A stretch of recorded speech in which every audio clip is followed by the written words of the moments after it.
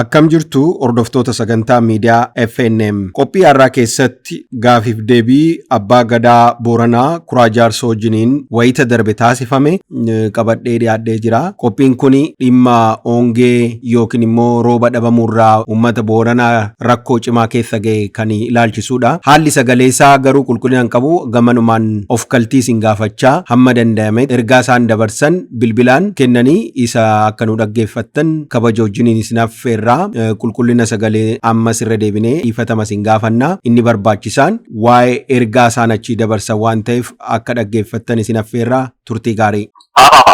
Hello, akkam jirtu abbaa gadaa keenya nagumaa? Nageenyi baraadha abbaa gadaa Kuraa Jaarsoo Booranaa sana wayita darbe isiniin bilbileen abbaa gadaa. Nagaa galata rabbi akkam jirtan isinii nagumaa? Lagi ini mana ada Booranaa kanaatti hongee baay'ee cimaa jira. Baay'ee addeessaadha. Rakkoon bona sun roobii ganna lamaaf roobii agayyaa lamin oole beekta rooba kunitti oole sabab sun namni baay'ee miidhama jira.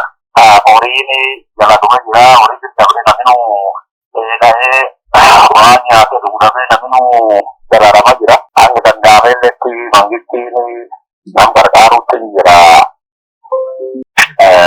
Taatuuti ammallee qarqaarsaa lammiilee biyya isaaf biyyaraallee nu barbaachisa.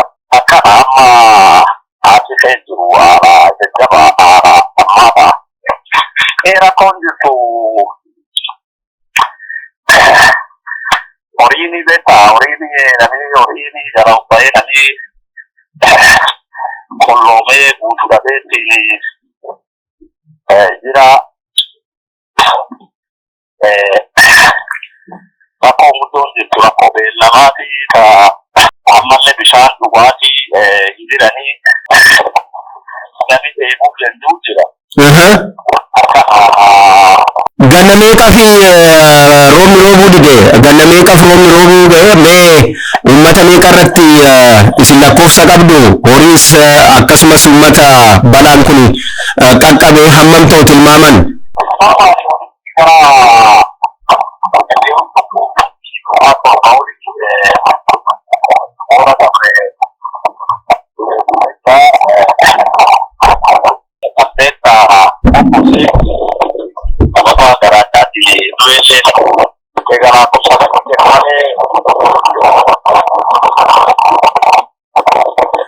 Mee wanta kana mee sagalee keessan ol dhufuudha sirriitti dhaga'amu abbaa gadaa keenya.